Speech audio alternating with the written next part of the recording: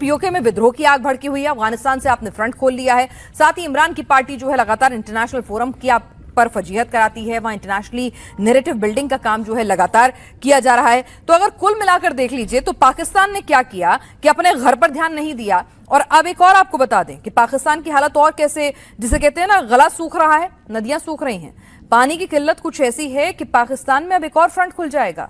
पहले सारा पानी आप लाहौर की तरफ भेज दिया करते थे, क्योंकि अगर आप पंजाब को खुश रखेंगे, पाकिस्तान पंजाब को, और वहीं सारा आपका खजाना है, वहीं आपकी फौज है, वहीं सारे अधिकारी हैं, तो आपकी कोशिश रहती थी उन्हें ही पानी दे दीजिए। पहले से इस बात को लेकर काफी टसल चलती रहती थी। और अब स्थिति ये हो गई है कि जिस तरह से भारत की तरफ से जो पूरा का पूरा सिंधु जल समझौता है वो अबेंस में है, तो उसके बाद आप जो हैं वो इस बार की गर्मी किस तरह से झेल पाएंगे। वहां पर एक जलयुद्ध जैसी स्थिति जो है वो अलग से हो जाएगी, भले ही आप भारत के प्रति हमले की धमकी दे दें। तो इस वक्त आप एकदम कोलैप्स स्टेट पर हैं।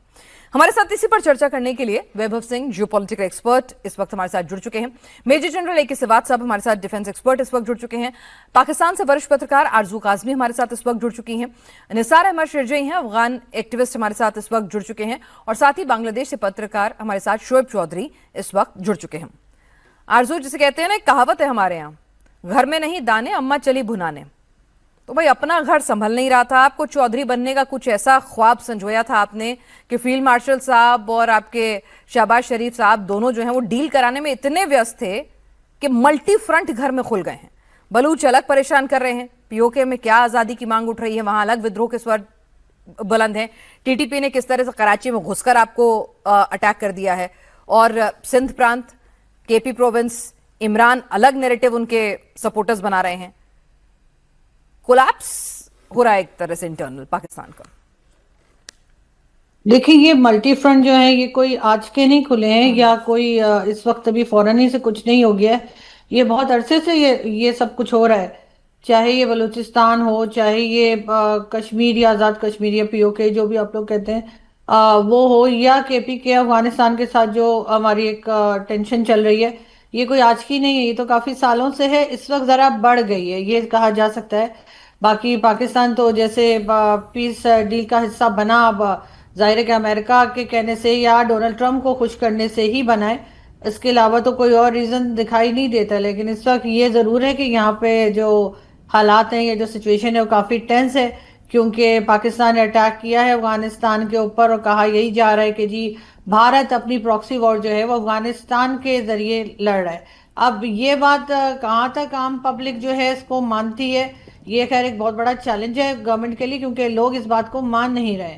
लेकिन ये जरूर है कि अफगानिस्तान के साथ टेंशन जो है वो उस वक्त बढ़ती हुई दिखाई दे रही है। दोनों तरफ बॉर्डर्स जो हैं वो बंद हैं, चाहे अफगानिस्तान का हो चाहे भारत का हो, और इस तरह से ना ट्रेड हो रही है ना कुछ हो रहा है। तो इससे पाकिस्तान की आम पब्लिक जो है वो तो मुश्किल में आएगी। लेकिन जो लीडरशिप है, चाहे वो मिलिट्री एस्टेब्लिशमेंट हो चाहे गवर्नमेंट हो, वो कहाँ तक इसमें से निकल पाएंगे ये तो खैर कुछ दिनों में पता लग ही जाएगा। लेकिन इनको इतना ज़्यादा फर्क पड़ता नहीं है, क्योंकि अगर वाटर शॉर्टेज होती है तो भी इनके घरों में तो पानी आएगा ही, और बाकी सारी चीज़ें भी इनको जो आम पब्लिक है उसी को भुगतना होगा। तो उसके इनको इतनी परवाह नहीं मुझे लगता। नहीं, परवाह तो बिल्कुल भी नहीं है आरजू, लेकिन हर चीज के लिए हिंदुस्तान को ब्लेम कर देना ये पुरानी आदत है। लेकिन अब इस आदत से बाज आना चाहिए। अब जरा सोचिए कि भाई जब 4 दिन के अंदर अंदर ऑपरेशन सिंदूर में बता दिया कि कुव्वत क्या है, कहाँ खड़ा है ये मुल्क, और पूरी दुनिया में, भाई आंकड़े पूरी दुनिया में बोलते हैं ना, चाहे वो डिफेंस के आंकड़े हो या फिर पैसों के आंकड़े हो, रसूख के आंकड़े हो, सब कुछ पूरी दुनिया बोलते हैं। तो पाकिस्तान को 4 दिन में समझ में आ गया, तो उसके बावजूद भी हमें प्रॉक्सी वॉर लड़ने की जरूरत क्या है? सीधे वॉर में जब हम लोग घुटने पे ला सकते हैं 4 दिन में, तो प्रॉक्सी की तो जरूरत ही नहीं है। आपसे अफगान नहीं संभल रहे, आपसे बलूच नहीं संभल रहे। पीओके पर हिंदुस्तान का स्टैंड क्लियर है कि अब बात उस पर होगी और वो लेकर रहेंगे। तो पहले आप अपना घर तो संभालिए, उस पर तो बातचीत करिए। आप दुनिया की बातचीत कराना चाहते हैं, लेकिन ना आप अफगान से बात करते हैं, ना आप बलूचों से बात करते हैं, ना आप केपी प्रोविंस में बात करते हैं, ना आप इमरान से बात करते हैं। बिल्कुल ठीक कह रही हैं आप, यहाँ पर इन तमाम लोगों से बात करनी होगी। लेकिन प्रॉब्लम ये है कि अगर ये भारत का नाम नहीं लेंगे तो पब्लिक में कोई खास जोश नहीं आता। इसलिए कि लोग कहते हैं कि जी अफगानिस्तान से आप लड़ रहे हैं, वो तो इस्लामिक नेशन है, उसके साथ क्या लड़ाई करना। इसी तरह से बाकी तमाम बातों में भी यही चीज़ आ जाती है। तो हर जगह पर एक भारत का तड़का लगाना ज़रूरी होता है, क्योंकि तभी एक जो आम पब्लिक है शायद उसको ये थोड़ा सा ये समझा पाएं कि हम किस मुश्किल में हैं, या भारत ये सब कुछ कर रहा है, वरना हमारी कोई गलती नहीं है, हमारी पॉलिसीज बिल्कुल परफेक्ट जा रही हैं। लेकिन अब ऐसा नहीं है, क्योंकि अब लोग जो है वो इंटरनेट भी इस्तेमाल कर रहे हैं, इंटरनेशनल मीडिया भी देख रहे हैं। और जो नई जनरेशन आई है, मेरे ख्याल है वो ज्यादा स्मार्ट है, वो इन तमाम चीजों को समझती है, तो उस तरह से बातें नहीं हो पा रही हैं जैसा कि इस वक्त गवर्नमेंट या गवर्नमेंट चलाने वाले करना चाह रहे हैं। जी।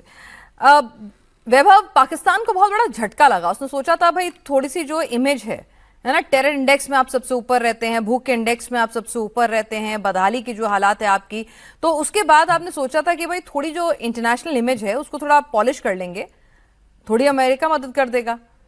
डील तो प्लेन हुई नहीं आ नहीं रहा है। मेरे पास। जी आरजू, आप कुछ कहना चाह रही हैं? नहीं नहीं नहीं, सॉरी। जी जी हाँ वैभव।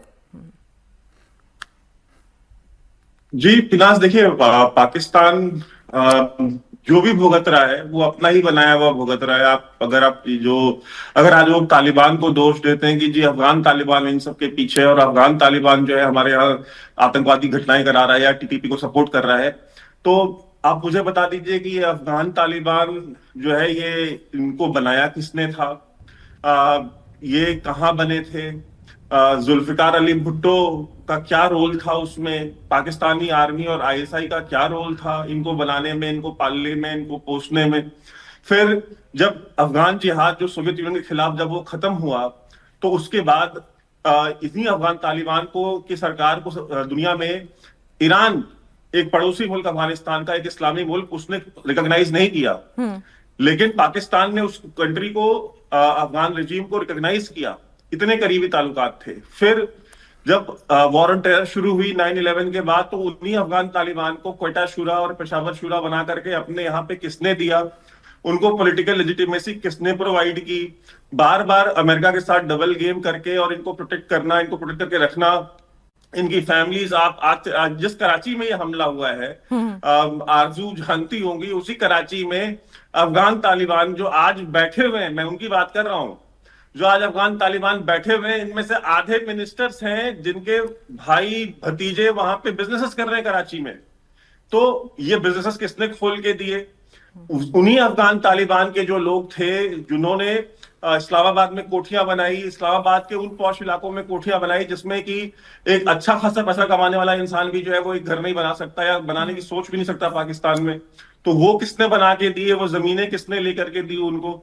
तो ये सारी की सारी क्रिएशन। और आप मुझे बताइए कि जब अमेरिका गया तो ISI chief Faiz Hamid, lieutenant general Faiz Hamid वहां पहुंचे और वहां पहुंच करके जो है होटल में चाय की चुस्कियां लेते हुए फोटो खिंचवाई और फोटो को डेलिबरेटली खुद लीक कराया सोशल मीडिया पे, और उसका प्रोपेगेंडा चलाया गया पूरे सोशल मीडिया पे पाकिस्तान की तरफ से कि एक पाकिस्तान, इंडिया की रिजीम जो थी, इंडिया सपोर्टेड रिजीम जो थी, वो हट गई है और पाकिस्तान की सपोर्टेड रिजीम आई है।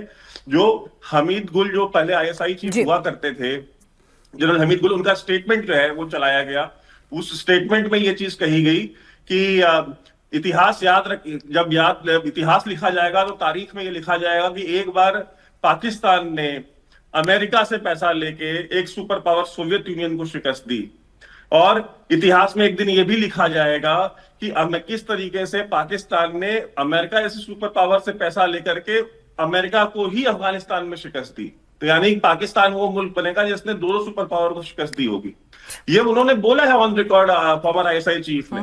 तो ये इनका चाल चरित्र और चेहरा है। तो ये सारे के सारे मॉन्स्टर्स बनाए हुए इनके हैं, ये इन्हीं के क्रिएट किए हुए हैं, इन्हीं के पाले पोसे हुए हैं। और आपको मार रहे हैं तो आप भारत का नाम क्यों लेते हैं?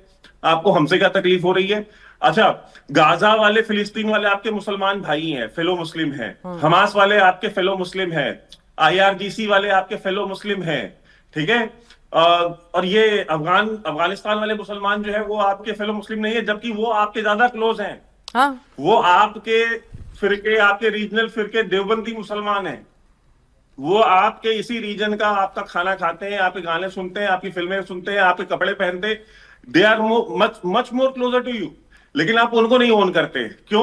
क्योंकि वो आपके लिए, अब उन्होंने ये कह दिया अफगान तालिबान ने कि हम लश्कर तैयबा को, जैश ए मोहम्मद को, हम टेररिस्ट कैंप, जो पहले एक जमाने में हुआ करता था जब आप जम्मू कश्मीर में आतंकवाद शुरू हुआ था, जनरल साहब बैठे हैं, जानते होंगे या आपको बताएंगे भी किस तरीके से जो है कि सदर्न अफगानिस्तान में जो है वो टेरर कैंप्स बनाए गए लश्कर तैयबा, जैश ए मोहम्मद के, और वहां पे उनको ट्रेनिंग दी गई। और अफगानिस्तान से अफगान जिहादी जो है रिक्रूट कर करके इनके साथ भेजे गए वहां से, अफगानिस्तान से जम्मू कश्मीर में जो है जिहाद करने के लिए।